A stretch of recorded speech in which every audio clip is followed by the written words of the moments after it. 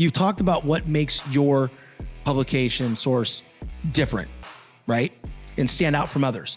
But how do you communicate that with your prospective clients?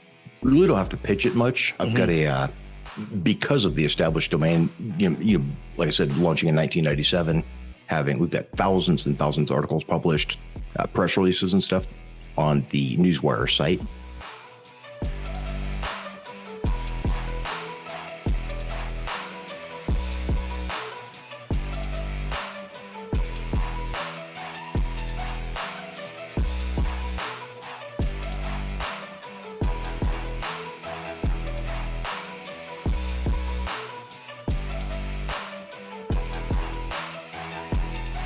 What's going on, everybody? Welcome to another show of the Determined Society podcast. I am your host, Sean French, and today I have with me a good friend of mine, Curtis McCoy. He is known for founding dozens of businesses, including a cosmetic laser clinic, a pharmaceutical company, and a telecommunications company that served over 250,000 visitors monthly.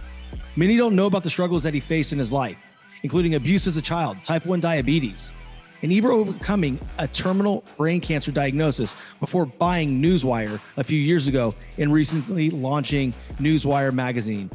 My boy Curtis is a motivational speaker who's phenomenal at inspiring others to overcome adversity. McCoy launched Newswire magazine to share stories of entrepreneurs and leaders who are crushing it in life and in business. Everybody give a warm welcome to my boy Curtis McCoy. What's up, brother? Appreciate it, Sean. Man, I'm glad to have been able to feature you on the magazine as well. You've got bro, like I'm gonna tell you what, you're crushing as well. So blessed and grateful for you putting me on that cover, and even you asking me to be on the cover of your magazine was one of those things. I'm like, wow, this is really cool, and it inspired me to do a really good job, and in giving you the information that was needed to write the article. So. It's going well. It's trending and people are loving it. And, that's just, a testament to your skills and knowledge in your profession. So I thank you very much. Well, I mean, we've got dozens of people on there that are, a whole lot of articles and stuff, but yours, I just checked this morning, and actually, let me refresh right now. You've got over 3,000. We just published this yesterday afternoon, but so far, 4,043 readers total, and 3,049 of those today, or since 6 p.m. last night. That's crazy. So you're blowing up. That's crazy, man. I'm gonna be at your status in no time with readers, right? Gotta get those views up. No, again, I'm so grateful for it. It was an awesome experience working with you in that, and I just think that this is something for the audience to really kind of dig into and think about. Always work with people you enjoy, right? I mean, you can get featured in, different publications, and, I'm going to tell you what, and I have, and, this experience felt very specific and custom towards me.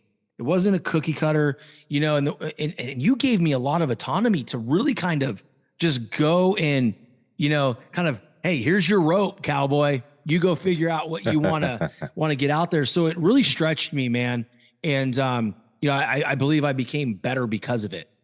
That's awesome. Well, there's a difference between, you can get featured on different magazines online. You can get on Fiverr and get featured for 10, 15 bucks on different, they call them magazines, but it's just a website somebody threw together with a generic WordPress template, magazine template, and it may look good, but this Newswire, we've had it launched in 1997, and I picked the company up a couple of years ago, but there's a difference between having something that just looks good and something that is search engine optimized. We've got artificial intelligence, the reader under there, so you can click the button and have it actually read your article out to you in English or whatever language. And it's kind of cool features like that, it may look similar, but it's not your typical $15 Fiverr magazine. I didn't even know you could do that. People do that? Yeah, I had a couple of them reach out to me when they were starting their little online magazines. And saying that they'd like to feature me for free if they could use my name, use my picture on the magazine or whatever. So there's quite a few of them like that, where now they're selling them for between $15 to $50 per episode or per article or whatever. And I'm like, cool, yeah, feature me. I'm happy to, supply it for free, but sure. Obviously bigger publications, or some of them are 30,000 plus to get your name on the cover, get your face on the cover. Yeah. Yeah. No, absolutely. You want to make sure you're working with the right people and that it's going to actually produce the results that you want for yourself, right? It's one thing to, some of the things I feel like is just like optics. Let's talk about that, right? It's just like you mentioned, you can get on Fiverr and I can go and I can get featured in 100 different things for like $1,500. Really think about that. Yeah. But is it going to, support my mission moving forward? Is it going to bring me the results that I need to grow my brand, right? And to become a household name? Let me ask you a question. Have you found yourself counseling people when they're coming to you for the service, right? Of like, hey, listen, you can do X, Y, and Z very, very cheap, but here's the difference. So you've talked about what makes your publication source different, right? And stand out from others. But how do you communicate that with your prospective clients? So we are typically not, I really don't have to, pitch it much. I've got because of the established domain, like I said, launching in 1997, we've got thousands and thousands of articles published, press releases and stuff on the Newswire site. And so it's a name that, anybody in the PR industry knows of Newswire. They've probably already used Newswire. So when we launched the magazine, it was just, oh, cool. That's another publication that this established, credible press release distribution company launched. So we haven't had I've never launched, the online WordPress magazine like a lot of those sites are, where I'm really out having to pitch it and make it sound like something that's not. It's just, if people look at the history on the site or, go to the Who Is lookup or whatever, it's really easy to tell, that it's not just a, not a new thing. So right. I really haven't had to pitch it much at all. It's just, I've reached out to a couple, like you, I've reached out as a friend and wanted to feature you just because I knew it was already, we had people getting 10,000 plus views a day on their articles. So I thought that'd be a cool thing to feature you on and that you could bring some value as well. I think that's one of the things, man, that's always stood out about you to me. Right. And I've never told you this, but I'm going to tell you in front of the whole audience. I've always been very grateful that every interaction I've had from you, you've come with the energy, and I know it's genuine, right, of wanting more for me. You don't want anything from me, like to a point where I said to you, I'm like, all right, yeah, cool, man. But like, what's the catch? Right. Because in this business, let's be honest, man, let's be honest. In this business, there's always some hook, right? Yeah. There's always some hook. You think people really give a shit about you, and then they hook you and it's just like, what the fuck just happened? Yeah. And so when people like you come along that really match my energy and match my heart, like, it's really, it's a lot of fun for me. And, that's why, I put my heart and soul into this thing that we did together because, like you did a great job. Dude, thank you. But I just want to acknowledge you in the interview in front of, all these people that you really care about people. And appreciate that. Dude, I'm going to be like, you've offered me multiple things before, one of them I just couldn't do. It was to fly out to California and go to this party with you. But like, I didn't really know you all that well. So I was like, okay, well, like, what's the catch? What's this like, random guy is this real? Like, is this guy even a real person? I knew you were a real person because you've done some things with some people we're in the same circle, right? Yeah. We know the same people. We, literally have friendships with the same dudes, right? Yeah. So I knew you were real, but like, it's just nice to see like all the math is adding up. Yeah. Right. And to me, that's just special. So I wanted to, show you some love for that. Well, speaking of that Hollywood Hills thing, that was one where I had, it was the, a PR specialist or the PR guy for somebody else that I had followed on Instagram. Mm-hmm. Lady's got like literally over 1 million active followers that are, she's just absolutely crushing it. And so we'd talk back and forth. I had never met any of these people, but he says, he reached out and said, hey, Rhonda wanted to see if I could invite you as a VIP guest. And he mentioned all these different, all kinds of celebrities and stuff, a couple hundred different celebrities out there. Mm-hmm. And I'm like, I don't watch TV. I have never had cable or, whatever, satellite subscription or whatever. Mm-hmm. Just don't have time to watch TV and be productive at the same time. And so he's listing all these people off and like, cool. Those are all names. I'm not sure who they are, but so I'm like, yeah, that'd be cool. If he said she was needing to help, wanting some help promoting this book launch that she was doing. I'm like, cool, yeah, I'll fly out there. And, if there's a bunch of celebrities or whatever. And then as I started Googling some of these people, like, holy cow, this guy's, the lead drummer for whatever band. Okay. All these people are, actors and actresses and musicians and stuff. Yeah, this is kind of a cool thing. So then I reached out to some other friends like you and had Melissa MJ Vogel, and quite a few other folks. Some of them actually showed up, and I was really hoping that was not a flop where we ended up at some kind of back alley or something. But it was really a cool event. It was cool. Yeah, it was absolutely awesome. One of the crazy things. So I showed up an hour early, and told them, hey, I'm not trying to be fancy or nothing. So I showed up in my suit, but like, I'll roll up my sleeves and help them get stuff set up or whatever. And I had no idea that it was this massive, just this ridiculous mansion on the, off over the cliff. And they've got the infinity pool pouring off over the edge. And I showed up, and there's this old guy, kind of old rocker looking guy, really nice suit, but he's got this shredded old band t-shirt, underneath the shirt. There's like holes in his shirt, curly hair, and is wearing a beanie. And so I'm walking around before everything gets started and shaking hands, and said, hey, my name's Curtis. What do you do? So I'm talking to people. And when I asked this guy what he did, he said, well, I haven't been asked that in a while. I guess I play the drums. So I'm like, so I still have no clue who the guy was, but through the whole party, because I wasn't sucking up, trying to be, trying to be buddy with whoever the coolest person at the party was. Yeah. I guess this guy, he pulled up in the brand new Bentley. It's like first one off the lot in California, just phenomenal car and stuff.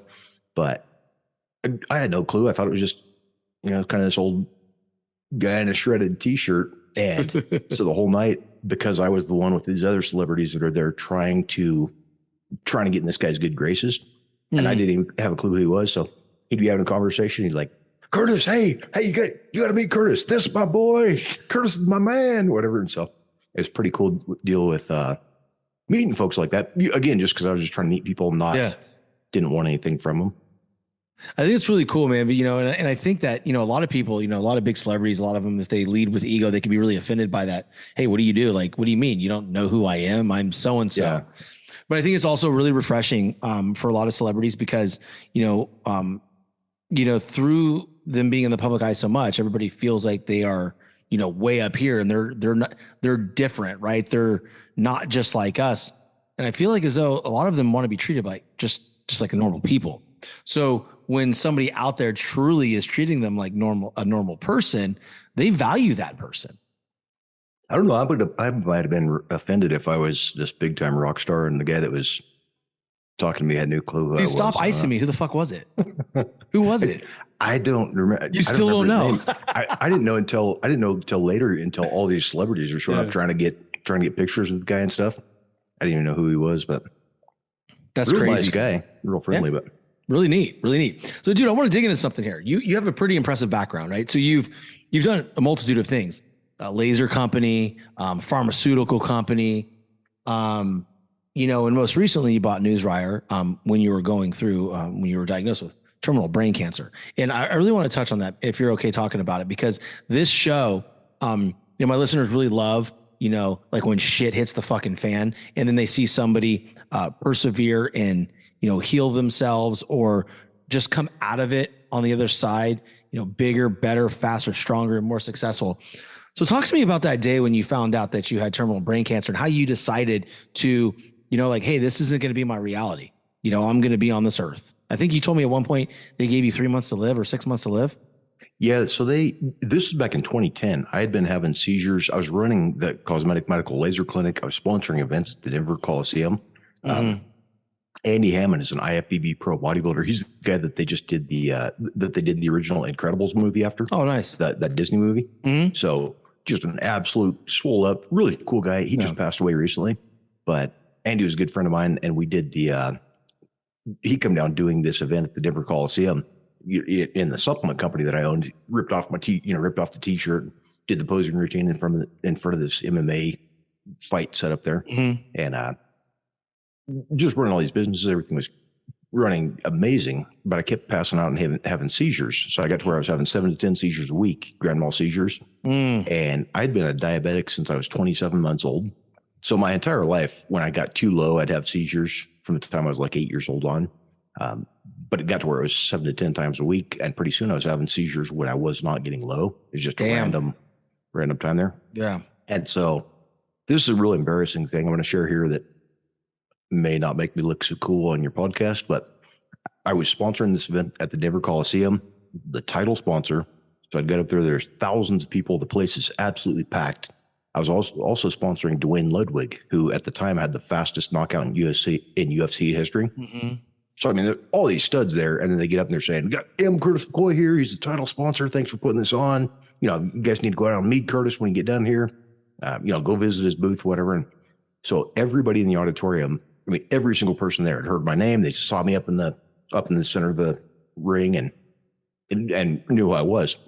So I get down, I'm head back there, and I pass out, have a seizure, pee myself. So I'm wearing my suit, dark suit, but so pee my pants in front of thousands of people there. And I'm just like at the bottom of the bottom. Like, what could possibly be worse than having an entire Coliseum know your name and then passing out, and I bang my face. So I'm having a seizure on the concrete. So my eyes all blacked up. And so then I'm back there packing up my stuff. I didn't even stay till the end of it, packed my stuff up and went home. And I'm just thinking, if I can't even have, if I can't even get through this event that took all this time to get set up and stuff, and can't get through that without having a seizure, what good is this? So I kept having these seizures, and pretty soon I woke up one morning and half my body didn't work. So it was like they thought it was a TIA stroke originally, but arm didn't work. My face is sagged down. I was I called my mom, pulled my phone off the counter, and called my mom trying to tell her, "Hey, I think my blood sugar's low. I just had a seizure." But what came out was chicken, pituitary, waffle, phone charger. So I'm like, random words. Wow. And so so I tried to say it again: chicken, pituitary, waffle, phone charger. I'm like, couldn't understand what was going on there. So she said, "Curtis, I think think you're too low." I'm saying, "No, I'm not too low." I'm trying to tell her I'm not too low. Just, something happened. Paramedics show up, and by the time I was coming out of it a little bit, so I was pulling myself up. I reached up, got a hold of my door handle, and pulled myself up, ripped the handle out of my apartment door there, and got stood up and trying to communicate to these guys, telling them, "Listen, I'm insulin dependent diabetic. I had a seizure. I'm too low. Just give me some glucagon, or give me a shot, and give me some glucose or whatever, and I'll be good." But the same thing came out: that chicken, pituitary, phone charger, waffle, random junk. So the guy hands me a notebook, and one of my hands, I've got kind of working there, so I'm trying to write out, "I'm insulin dependent diabetic," write out the story. I hand it back. The paramedic looks at it and he goes, and so he's kind of a new guy. He hands it to the other paramedic, and the guy looks at it and he's like, "What the heck?" So they hand it back to me. I cross it out. Like, that is not what I just wrote. So I cross it out. I write the message again, hand it back to him. And then the senior paramedic guy that was there says, get a stretcher immediately. He's having a stroke." So they tossed me down, strapped me to the stretcher, carried me out. And I woke up in the hospital. I don't know how much later. I don't know if it was hours or next day or a couple days or whatever later, but I woke up, still couldn't communicate. And as I woke up, the doctor put his hand on my mom's shoulder, and he said, "I wish we had better news. This is a malignant glioblastoma brain tumor." So, and they had done, all of the tests and everything there, but he said he's got a malignant glioblastoma brain tumor. It's, final stage. I can guarantee there's zero chance of survival. And, what we'd like to do is put him on, do chemo, radiation, brain surgery, try to slow it down. And I would recommend you take him to Disneyland, do some kind of a thing, make some memories here while you've still got time, but he will not survive. And so the guy leaves, and I'm so mad at this doctor. At the time I'm bodybuilding, I'm 252 pounds, swole up and lean, and thinking, "You idiot, I don't want to go to Disneyland. I want to get back to where I get my companies going." But I go through all this and lost absolutely everything, lost all my companies, lost the pharmaceutical company, everything we were doing there. Ended up sleeping on my parents' floor in Crawford, Colorado, middle of nowhere. And we were 30 miles from the nearest stoplight. and sleeping on their living room floor in a one bedroom log cabin. And it just started from there again. So yeah, it was kind of a crazy thing to go from being feeling like I was on top of the world to absolutely nothing and having to start from scratch again. I think what's not the most interesting about this. I mean, I want to get to the most interesting part, but what I find is very interesting is, that's, how life is, right? You can be at the top of the mountain one moment, and all of a sudden a big wind gust can knock your ass down to the bottom and you're rebuilding again. And I think at some point, everybody listening to this show, myself included, can relate to having to start over, whether it was the mortgage meltdown in 2007, that was my story, right? I lost everything. I turned into this loser that had to move back to Florida from, I lived in California. That's where I'm from. I went back there after I played baseball at LSU and I wanted to be back in California, and I lost everything. Right. And I told myself the story when the interest, when the loans started, the stated loans went away and like all that kind of stuff, that whole, bad loan thing. I'm like, dude, we're done here in California because it's so expensive. No one's going to qualify for shit. And I was convinced I was going to lose my house, convinced I was going to have my car repoed, and it happened. And because I just sat in that mindset, right? Everybody, I was just going to say that mindset is. Yeah. Like everybody feels, and it's just so funny because I talk to them like, dude, they tell me like, Sean, you don't understand. You are disciplined. You've been this way. I'm like, are you kidding me? Like, no, I had to lose my ass for me to understand that my thoughts were, coming to real life. And there was something, so real about your thoughts becoming things, right? And because you start to operate in that frequency and you start to attract things and make stupid decisions that will put you in that exact position that you fear. So I think that's a very cool point for everybody to listen to. Like, listen, we've all lost things at times. But I think what is more impressive with your story is like, it just wasn't a financial thing. It was multiple things, right? Like you literally had 0% chance to live. So for everybody listening, thinking that, like, hey, what I'm going through right now is freaking hard. It may well be hard, right? But like, put yourself in Curtis's position. If you're a parent, put yourself in his mom's position. Like, how in the fuck do you come back from that? Yet, Curtis did. He's here with us today. Almost 13 years later. Yep. And so at what point, when you were mad at him, but what did you say? Like when you were released from the hospital, how did you beat this, man? Because that is something I'm telling you right now. That's almost like, pancreatic cancer. Like, dude, it's a death sentence, man. Like, yep. You may have one or two people out of a whole bunch of people that actually beat that. I don't know the stats. All right, guys. So for you, hop on here and fact check my ass. I'm just talking, right? Fuck. So how did that work out for you, man? Drive your interaction up as well. Oh, it absolutely is. So come at me. Come on, people. Let's go. Let me piss you off. So what was that moment like? So there was, I've been, I'm a believer. I believe Jesus died for my sins. I know where I'm going when I'm done. Right there. And so that wasn't when the doctor said I was going to die, it was I think I was more mad that he wanted my mom to take me to Disneyland and treat me like a special kid. He's like, and they're talking about doing brain surgery. So I would have had, the kid in the helmet not being able to communicate. And he was saying I would never be able to communicate again. And so I was frustrated with that, going, if I could stand up, get my arm to move, I'd knock your teeth out. Mm-hmm, mm-hmm. But it was just a weird thing like that. But as he's telling her that there's 0% chance of survival, I went home. Originally, I didn't move out of Denver right away. I went and I moved in with a buddy who's actually the vice president of another company that I owned, and a supplement company. I was running 5 or 6 different companies at the time, but moved into his basement, having seizures and stuff, and had all that going on. And that's actually why I started writing the first book. It was the fourth one that I published. That's why I started writing the book, was not because I wanted to be a famous author, but I basically just wanted to have something for my mom to kind of remember me by, and have a book on the cover on the coffee table when I, after I'd passed. Mm-hmm. But we went to I also owned that cosmetic medical laser clinic, and we were manufacturing bioidentical injectable research peptides like IGF-1, long R3, pegylated mechanical growth factor, different injectable peptides that helped with tissue regeneration. Mm-hmm. And so I had a doctor working for me that said if he got cancer, he would absolutely never let him or his family, whoever got the cancer, he would never let them do the American Medical Association approved cancer treatments.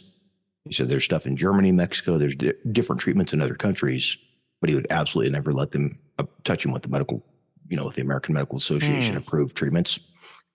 So I thought that was kind of a crazy thing coming from a very sharp doctor. And he brought in, we had another compounding pharmacist that was working at Abbott Pharmaceuticals. So real high level pharmacist, and saying, yep, he would not do the American Medical Association approved stuff. So we went to Tijuana, Mexico. My mom had this idea to take me down to Tijuana to a clinic called the Hoxie Biomedical Clinic. Mm-hmm. And everybody's warning how it was dangerous and dirty and, how it's unsafe and Tijuana is a scary place or whatever. But my thought at the time, I thought Tijuana was a stupid idea as well, because here I am doing, American medical stuff. Right. But so I was the only reason I even agreed to go to Tijuana was so that my mom felt like we had tried everything we could. Okay. At least we could just, at least she would feel like we had tried. And, I figured however I died, it was going to be, I knew where I was going, so it wasn't a big deal. Mm-hmm. But got down there to Tijuana and they started doing these, it's all kinds of injectable natural stuff like vitamin B17. It's come from apricot pits. Mm-hmm. And after the very first treatment, I started coming around. Memories coming back, all kinds of just crazy emotions. And so it worked real well. And I'm still here. I made it longer than the 90 days that they guaranteed I would be dead in. So is it completely gone? So I've gone back. I've still got some memory stuff with, the short-term memory. Sure. And my sense of direction, since time and direction is absolutely trash. But luckily I've got, technology takes care of all that with scheduling and stuff. So it really doesn't matter that I'm not great with directions, because my car, I can tell my car to navigate to a certain place and it goes where I want it to go. That's awesome. As long as you've got the technology, the brain isn't required, I guess. Yeah, absolutely not. You just got to know what the words mean, right? Yeah. Turn here.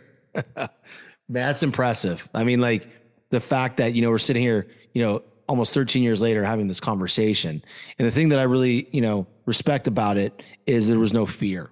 And there's no fear because you knew at the end of the day, I too am a believer of Christ. So I know where I'm going, right? I may have a dirty mouth at times, but I know where I'm going. I have a great heart and I'm a good person. But I think that takes an added layer of fear, anxiety, and disease off of you when it's just like, all right, I accept it. Like, yep.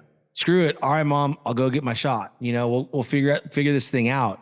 And then, along the way, here we are 13 years later and, you're thriving and listen, man, I've always, for the moment we were connected on Instagram, I saw some of the people that I know doing some things. I'm like, man, that's a cool guy, man. Seems like he's an inspiring dude. He got his shit together. But like, after I've gotten to know you a lot better, it's just, that's the power of social media. And I feel like not enough people are utilizing it the right way.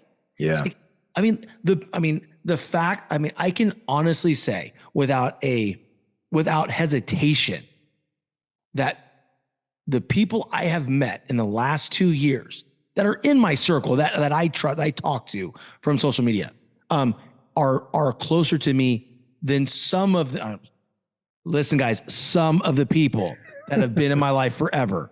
So like my homies and my best gal friends, like, don't be offended by this. I'm not talking about you. I'm talking about people that I think have my best interests in mind. Yep. Right? Like, I just think it's a powerful thing, right? It gives the opportunity for us to broaden our circle and to have more people in our arena, in our corner together. Like, I just think it's impactful, man. So, I've been invited to teach a class called Mastering Social Media at the Mesa County Library here. They're doing it for a bunch of entrepreneurs and business owners and stuff. They scheduled a couple months ago, but it's actually the day after tomorrow. But that's one of the biggest things I'm going to talk on, is because there's all these people who are business leaders and trying to figure out how to market their mortgage companies or their, whatever different businesses. And the biggest thing where everybody messes up, where I did originally on social media years ago, is I'd get on and I'd talk about, I've got this new book. You got to check this out. It's, I've interviewed the inventor of the MP3 player and these different things. Read my book. Here's my book. Check this out. And nobody's checking it out because I'm talking about what I can get out of it. But when I started figuring out, it's every social media platform, they've got me there for an hour, plus questions afterwards. And I could literally distill that down to about a 60-second talk. Yeah, you could listen. You get on there, and whether it's collaborating, sharing, whatever it is, if you're doing at least 80% of all your content in order to give something to your audience with nothing required in return, just like I did with you with, different things where I'm going, hey, I can help you do this, help you do this, help you do that. And pretty soon when it comes time to pitch you for a big thing, that's not my point. But if I come up with something where I'm needing, a big financial investment from you or whatever, you go, man, Curtis has been there all along, always providing value. I've always got good things out of it. Then that's the person that you're going to do business with. And so it's basically on social media. It's the same kind of thing where if you're just providing value, even if that's, maybe it's just a picture of you or, it's a thing where you're sharing, I'll do it sometimes where I'm sharing or I'm on a trip or taking a motorcycle ride or, hiking or mountain biking, whatever the thing is, but where people are just getting to know you and go, man, that looks like a cool guy. That looks like a fun thing that he's doing. And then pretty soon when I come out with the new book or the new course or whatever, then people are excited about it. And then the money just comes without even having to ask folks. Yeah. I think that's something that, everybody learns throughout their journey on social media. I'm still pretty new in it. Right. And so, I was noticing that, very early on, people weren't acting on what I was putting out there. Right now, I got to tell you, once people learn who you are and what your heart truly is by you being authentic and genuine every single time you put something out there, I started being myself, right? I started, if I was, feeling a certain energy about something, I wouldn't hold it back. I didn't worry about, if I was going to offend somebody or if this is too aggressive or what it is. These are my feelings. I'm going to be 100% transparent. And what I found is, to your point, I'm getting messages from all over the place that people, with my book, I'm like, what is going on? This is the most beautiful thing ever. And it's not from a standpoint of, hey, look what I've done. Let me pound my chest. It's just like, I'm going to sit in this emotion right now because I'm emotional about it. Awesome. I had someone yesterday send me a picture or tag me on social media. She's in a hospital bed holding my book up. That's amazing. Did a post and tagged me. I'm like, at that point I got it. I literally started, I had tears welling up. It's because this is the movement that I wanted. This is the movement that I set out to create when I started the Determined Society. Yeah. And to see it, coming full circle and still at the very infancy of it, in my humble opinion, it's still we're not even close right now. There's always another level. I will never stop pushing, but to see it start to come through in such a genuine way, like you're stating, I've provided so much value to these people. And value, I want the audience to hear this. The value could be just something you put out on social media. It could be a quote. It could get somebody through their day, right? Everybody has a story and everybody has the responsibility, in my opinion, to tell it. Because if you don't, it dies with you. And that's not only tragic, but it's irresponsible. Because you don't have to, so many people try to figure out this class. The reason they're asking me to teach the class is because they're wanting me to tell the details of, how do you share this? How do you edit your video clips? How do you make, what colors do you use? How do you get this to be?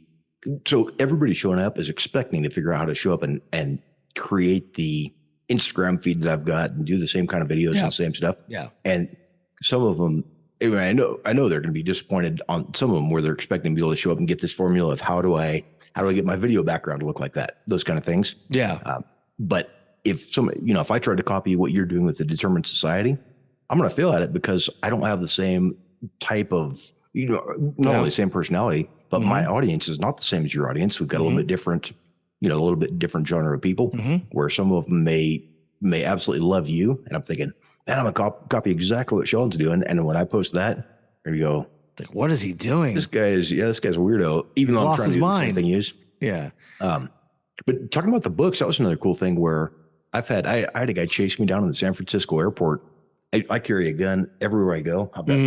I got one here with me on the side. I got another one tucked in my waist. So he's packing, y'all. I've always got ammunition and stuff. And so I'm going through the San Francisco airport and I hear footsteps, running behind me, flop, flop, flop, flop. And I was like, what the heck? And then so I hear, Mr. McCoy. And so I turn around and I'm thinking I'm about to get tackled by airport security. And so just thought going through my head, I figured maybe I had some extra shell in a bag or carry on or something. So I thought I was getting ready to get tackled for a bullet. But the guy comes running up and he says, I just want to let you know I'm your biggest fan. I want to see if I get your autograph. That's nuts. And so I told the guy, I was like, what? He said, yeah, I've read all your blog posts. And he just starts listing off. He's kind of a, like photographic memory kind of guy. Yeah. But he's talking about blog posts I'd written like back in 2016 or something. Yeah, I was reading this one, he's just listing off these different things. And I learned this from you here and I learned this from you here. And I just want to let you know I'm your biggest fan. And I said, you're probably my only fan. I've never had anybody say that. But thanks, man. You really made my day. That's so cool, man. But it's cool to see with the books or the podcasts or whatever. I had a deal. I was speaking in San Antonio a few months back here, and there was a guy last January that had got on. He called me in the middle of the night on Facebook because he got on. He was in the process of committing suicide. He'd already eaten a half a bottle of pills. Jesus. Eaten handfuls of it. Then he got on social media and he Googled motivational speakers or whatever it was that whatever he got on and searched, found my page and called in the middle of the night, just like a Facebook video call. And so I answered and I try to answer all the calls because it could be business or it could be something like that kid that was in the process of committing suicide. So as we're talking, he's talking about how he had been abused when he was a kid. And so I shared a little bit about the abuse with, my dad handed me a loaded pistol and told me to do the world a favor. Jesus. Different stuff like that. So just sharing this story with him and he's saying, well, I'm a loser. I've had, I've gone through a lot of same stuff where I'm listening to him going, maybe I'm a loser too. Cause I've been through the same kind of stuff. Right. But so I'm sharing the story, just going, you were created in the image of the God that created the entire universe. He created you in his image. So by default, you're amazing.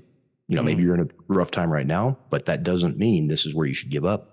I told him, hey, would you do me a favor? Make me a deal here. And well, what's it? I said, make me a deal. Okay, promise. I said, okay, I'm going to send you a copy of my book right now. I'm going to send you a copy of the latest book. You go dump the rest of those pills down the toilet. Don't set them on the counter. Dump them down the toilet and wait until you get that book and read through it cover to cover. And when you get done with the book, then make the decision if you still want to end your life. But give it a few days. Don't finish making this life-ending or life-changing decision right now. Will you make me that deal? So yeah. So I got his address and stuff, sent him a copy of the book. This is like January 2 years ago.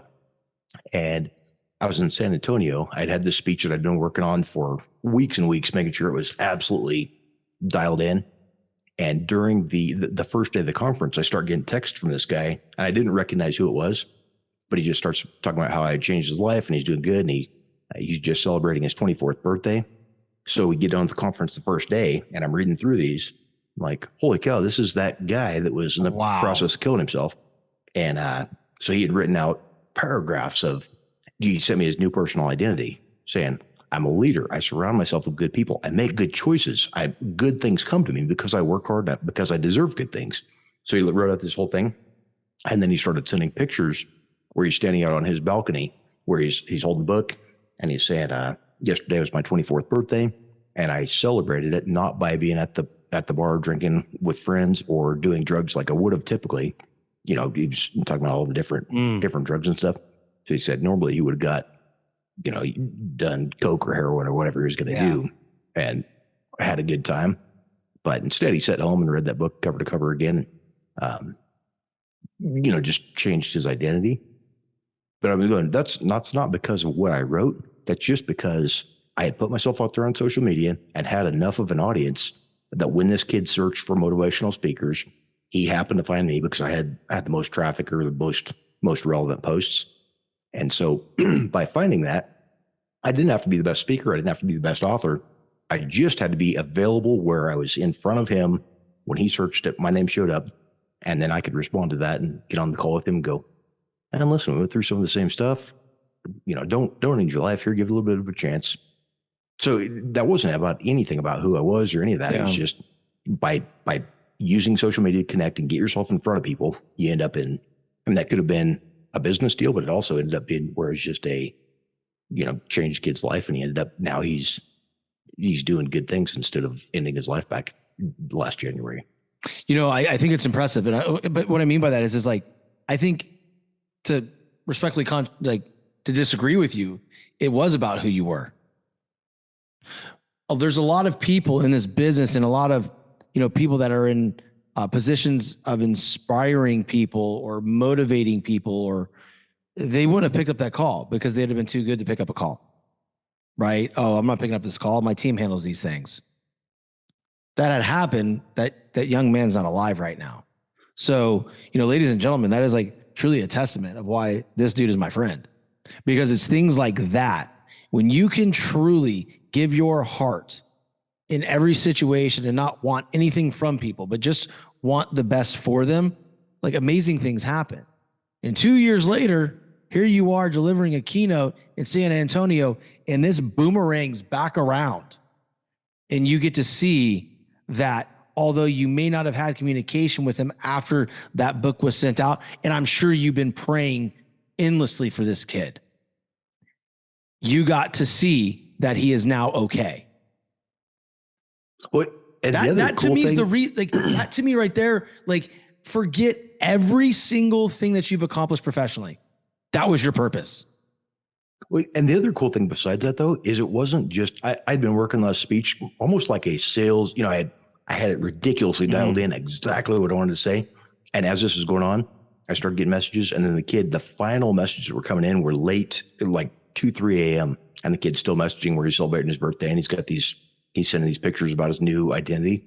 So I got up the next day on stage and scrapped my original speech, told him, don't use my slideshow, none of that. And got up and talked about how by putting yourself out there in front of people, by building a good following online where people, identify with you, even if you've never got a chance to meet them, where they can get out and go, hey, I really like that Sean guy.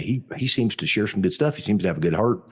And then now when they're needing to get a hold of you, maybe they're needing to hire a speaker, maybe they're needing somebody to co-author a book, or maybe they're going, I'm at my wit's end, I'm going to kill myself. I'm going to reach out to this, who's the first social media guy that I can think of? Okay, Sean. I'm going to try to reach out to Sean French. But by getting out there, just having that. But that turned into a speech where I got up and I was just sharing, here's some of the stuff with this kid's new identity. Here's, the pictures of the book. And so I sold a whole lot of books because of that, because people are going, I want to hear this. And so rather than just talking about the pre-planned speech, I just got up there and was able to be real with the audience and share this real story. And that was actually the fourth kid that I've had, because of the social media stuff and being out there. That's the fourth person I know of directly that had decided not to end their life because of just getting into contact.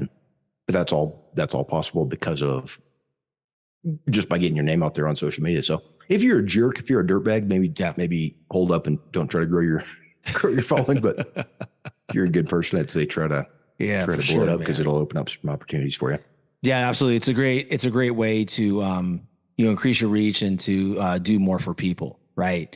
And to just be there, man. And that's an impressive story. That truly is. And unfortunately, we're running out of time, man.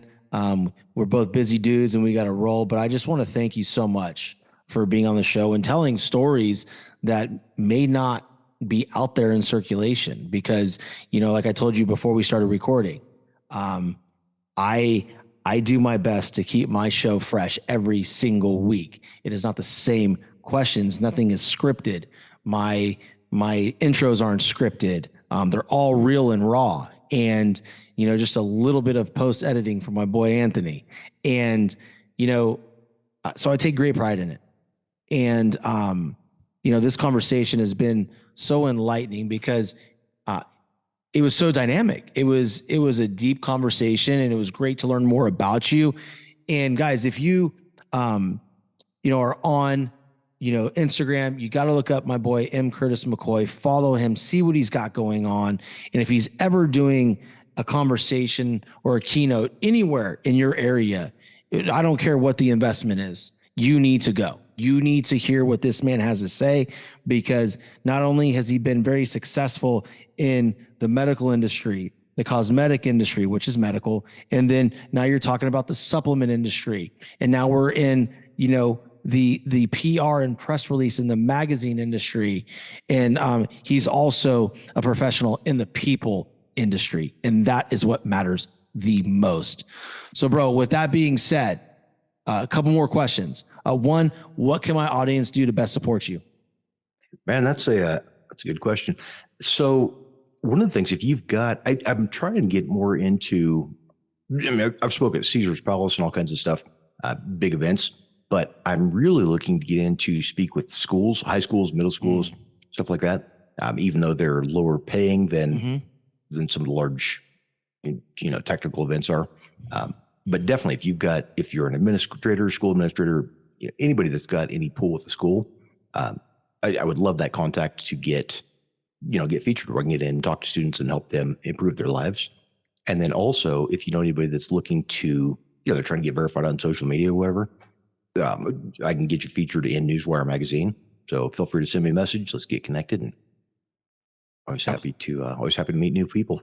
Absolutely. Go to Newswire, Newswire magazine. Check out my article. You'll see the kind of artwork that he does, and it's a truly professional feature, and it was amazing. So I highly recommend it. And like I mentioned to you for Curtis, my students, I'm going to send your way for a lot of those services for verification purposes, for amazing feature cover articles, but more than that, man, what else can I do to support you? Man, that's it. I'm just always looking to connect with great folks. So if you've got people that are good people, send them over my way and let's get connected. And I'm always happy to work with other folks. Absolutely. Whether it's co-authoring a book, speaking, whatever. I'm happy to help out. Co-authoring a book. I'm down to do another book. Actually, we need to get you in. I'm writing my 5th book right now. Okay.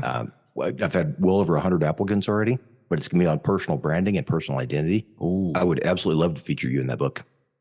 Let's talk about it offline, man, for sure. Cool, I think that'd be fun. I would definitely love to do that project with you. So guys, you heard it. You know where to go to find him. And if you don't remember, don't worry. I'm going to put it in the notes so you don't have to write anything down. Just go down, hit more or see more, expand details. And you're going to see every single place you can find my boy Curtis. Maybe even links to purchase some of his books would be really cool. So be looking out for that. And more than anything, guys, if you got anything out of the show, please share the show out. That's the only way I'm growing right now. I'm not doing ads. Eventually I might be forced to if you guys don't share the show. So no pressure, but share the show, tag us on our social medias. I know Curtis and myself will share it back out on our platform. We appreciate anything you can do to bring awareness to this episode. And with that being said, guys, take care. See you next time.